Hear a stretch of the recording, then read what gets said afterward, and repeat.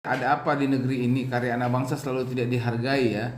Ada anak SMA yang penelitiannya ditolak sampai 11 kali di Indonesia ya.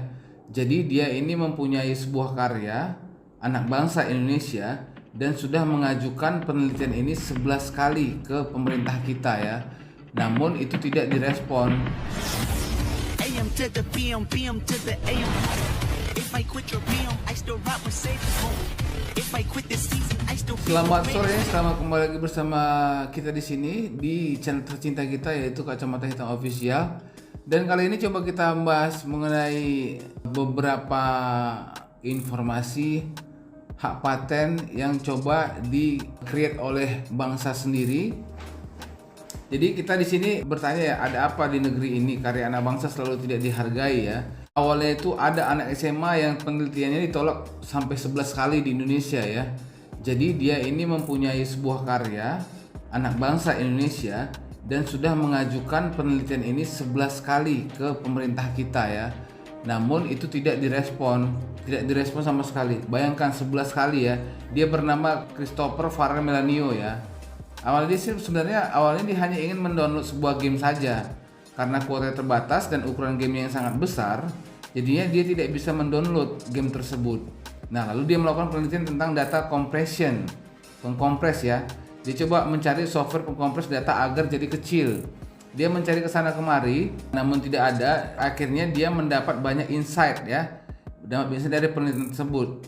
Dan karena dia tahu bahwa ternyata belum ada satupun orang Indonesia yang melakukannya, maka dia pun melanjutkan penelitiannya mengenai data compression tersebut.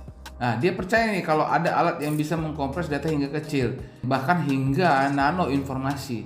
Nah, dia ini memang sudah bergelut di bidang ini karena keterbatasannya tadi ya, karena dia mengalami kurang kuota sehingga tidak bisa main game. Akhirnya dia mencoba meneliti agar bisa mendownload ini dengan detail sehingga tidak menggunakan kuota besar begitu loh. Hingga suatu hari dia melihat peluang di mana ada pengumuman di Google melalui media online. Dia mendapat informasi tentang lomba penelitian yang diadakan Google dan dia pun mengambil kesempatan itu mengajukan penelitian tersebut ke Google.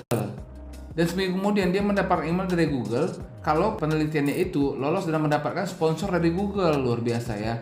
Dan karena pihak Google merasa penemuannya ini atau penelitian ini adalah temuan sangat penting dan bisa dikembangkan, maka Google memanggil anak tersebut dan dia mendapatkan visa buat pergi ke kantor Google di Amerika. Dan di situ mendapat kesempatan untuk bisa mempresentasikan penemuannya itu, algoritma temuannya itu kepada Google di Amerika. Tak disangka ternyata Google tertarik dengan penelitian anak tersebut sehingga dia diajak kerjasama dengan Google dalam proyek selama 1 semester 6 bulan di sana. Hasilnya temuan tersebut itu sangat dihargai oleh pihak Google dan akan mengembangkannya. Kemudian dia ditarik oleh Google untuk bisa mengembangkan temuan tersebut. Karya anak bangsa seperti ini yang disia-siakan oleh pemerintah kita. Nah, di sini kita sangat ironisnya ya. Di saat istilahnya pemerintah kita menggalakkan, mencanangkan penelitian untuk anak bangsa bisa berkreasi, bisa menemukan hal-hal baru, bisa menemukan sesuatu yang bisa membanggakan bangsa Indonesia, ini tidak dihargai sama sekali. Bayangkan, sudah 11 kali pengajuan dilakukan namun tidak ditanggapi. Dan ada lagi seorang anak bangsa juga itu ditolak banyak universitas lain di Indonesia yang namanya Audrey Yu, berasal dari Surabaya ya. Nah, jadi ini ada juga anak bangsa yang bernama Audrey Yu, ini berasal dari Surabaya. Ini dikatakan dia sebagai bocah ajaib dengan menyelesaikan SD-nya hanya dalam 5 tahun dan menyelesaikan SMP-nya dalam 1 tahun dan menyelesaikan SMA-nya hanya dalam 11 bulan pada usia 10 tahun.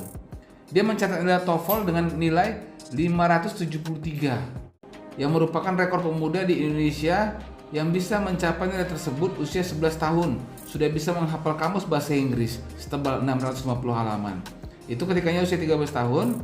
Tidak ada satu universitas di Indonesia yang mau menerima dirinya ya, yang akhirnya dia memilih ke Amerika. Nah, jadi di sini kita melihat bahwasanya selalu terpaku oleh struktural kebijakan yang ada tanpa melihat dampaknya seperti apa. Jadi memang kalau misalnya di negara kita untuk jenjang karir itu dilihat dari usianya, tanpa diketahui ternyata ada juga atau banyak beberapa bocah ajaib di Indonesia ini yang intelektualnya yang bisa dikatakan jenius namun tidak difasilitasi seperti Audrey ini ya. Jadi sehingga karena tidak ada tempat di Indonesia untuk dia bisa melanjutkan sekolahnya, Akhirnya dia pindah ke Amerika. Dan di Amerika sendiri dia menjadi rebutan banyak kampus ternama di Amerika. Dan pilihannya dia masuk ke Universitas Virginia di Amerika. Dia mengambil jurusan fisika di University of Virginia. Lulus dalam 2 tahun dengan nilai sempurna. Sekarang dia mengajar bahasa di Tiongkok buat siswa Tiongkok yang mau melanjutkan studi ke luar negeri. Juga untuk siswa agar lulus ujian saat atau scholastic attitude testnya. Nah, jadi di sini dia yang kegunaannya itu adalah untuk mengukur kemampuan calon mahasiswa untuk bisa melanjutkan sekolah ke luar negeri. Jadi dia dipakai oleh negara lain untuk bisa mengajarkan kepada orang lain bagaimana untuk bisa lulus diterima di universitas luar negeri. Jadi ini sama juga dengan Pak Habibie kemarin ya. Ini Pak Habibie melihat bahwasannya bahwa dengan 17.000 pulau di Indonesia untuk membuat kesetaraan, maka semuanya harus terkoneksi sehingga dia menciptakan pesawat N250. Jadi dengan melihat 17.000 pulau ini, beliau membuat kesetaraan, maka semuanya harus terkoneksi satu pulau dengan pulau lain untuk transportasi dan distribusi dengan menggunakan pusat berbaling-baling dengan mesin turboprop yang hanya memerlukan landasan pendek, murah, biayanya irit. Solusinya hanya dengan menyambungkan semua jalur. Disambungnya menggunakan pesawat N250 ini dan serial pesawat karya anak bangsa lainnya, namun hingga saat ini produksi massal tidak terjadi.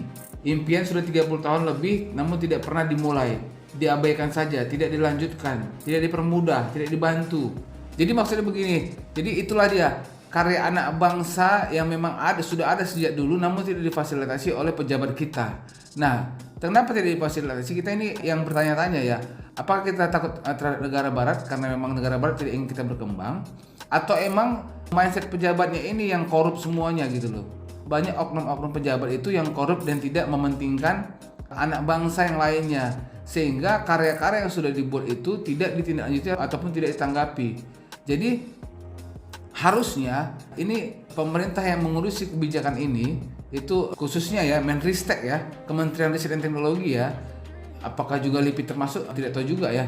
Namun di bawah Kementerian Riset dan Teknologi ini harusnya mereka memfasilitasi, mereka menanggapi karya-karya anak bangsa yang siap untuk dikembangkan dan dihak patenkan, sehingga anak bangsa ini tidak diambil orang lain.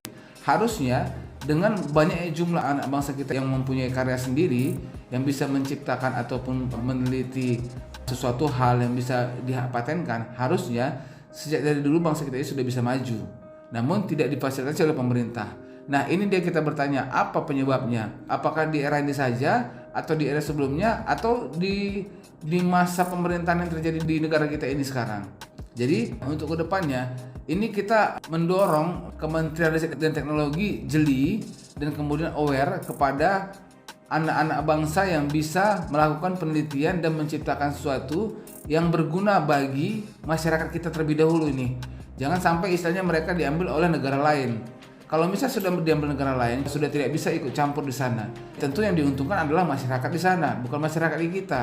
Sehingga untuk keintelektualan penemuan tersebut kita hanya bisa menyaksikan saja, tidak bisa menikmati. Dan akhirnya jika itu dipatenkan oleh orang luar, maka akhirnya kita hanya bisa menjadi penonton saja. Dan itu sangat disayangkan di era globalisasi sekarang ini, yang pemerintah mendorong untuk kita bisa maju dengan penelitian kita dan penemuan anak bangsa, khususnya di artificial intelligence.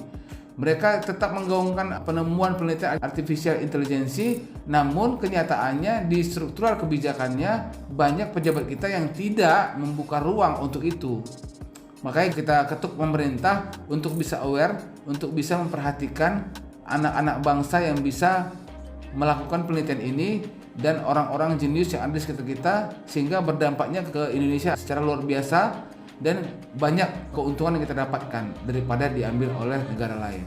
Oke, dan itu dulu yang kita angkat untuk karya anak bangsa yang selalu tidak dihargai di negeri sendiri. Mudah-mudahan dengan video ini sampai kepada pemerintah sehingga dia coba membuka ruang, membuka tangannya, membuka celah untuk karya anak bangsa bisa diterima di negeri sendiri. Oke, terima kasih teman-teman, tetap semangat, tetap berkarya. Jangan lupa setiap apa yang kalian produksi dan itu original, dasarkan lembaga-lembaga yang memang memfasilitasi itu seperti Kemenkumham untuk hak patennya dan hak cipta dan lain-lainnya, sehingga itu menjadi karya kita seutuhnya dan tidak diambil orang lain. Terima kasih teman-teman, selamat sore dan sampai jumpa.